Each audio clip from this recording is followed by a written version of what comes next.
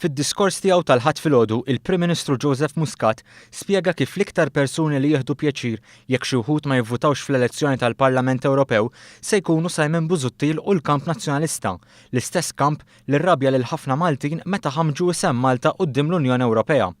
Barra minn hekk huwa rrefera għal fatt li jekk Martin Schulz ikun maħtur President tal-Kummissjoni Ewropea, ikollna ħabib ta' pajjiżna f'kariga daqshekk importanti.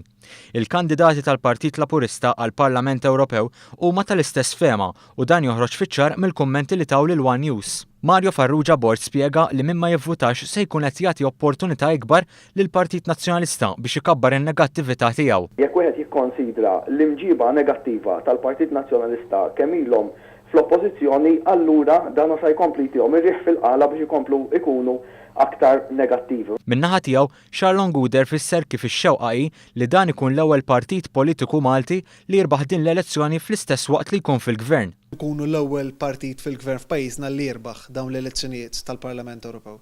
Iżda wkoll li bil-maġġoranza Laburista li nġibu fl-elezzjonijiet tal-Parlament Ewropew din tkun ta' sosten ħafna akbar sabiex Martin Schulz fil-5 snin li ġejjin ikun jista' jmexxi waħda mill-aktar istituzzjonijiet importanti fl-Unjoni Ewropea. Intant Ivan Grix tispjega kif għandu jintlaħaq konsensus mal-Unjoni Ewropea rigward it-tema tal-immigrazzjoni irregolari u l-figura ta' Martin Schulz se tkun qed tpoġġi lil Malta f'pożizzjoni aħjar. Allora jrid ikun hemm konsensus, irid ikun hemm politika illi tkun mifruxa ma' sħabna fl-Unjoni Ewropea u propju għal fatt li Martin Schulz għandu għal qalbu il-pajjiżna ċertament ħankunu f'qagħda aħjar fin-negozjati li jrid iridu jsiru.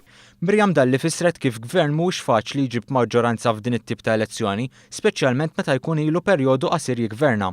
Madankollu hija qalet li vot għal kandidati tal-Partit Laburista ifisser pass il quddiem għal Martin Schulz li jafsew lil Malta. Martin Schulz huwa ħabib ta' Malta, jaf x'inhuma r-realtajiet li aħna niffaċċjaw bħala pajjiż u dejjem fem il-concerns tagħna.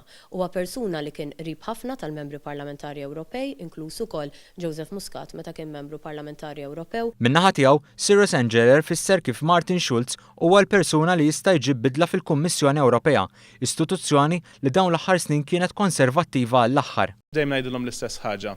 Jekk jerbaħ il-Partit Nazzjonalista dawn l-elezzjonijiet tal-Parlament Ewropew li ġejjin, inti ħadd tkun aħjar? U naħseb ir-risposta ta' kulħadd hija li żgur li mhux se nkun aħjar.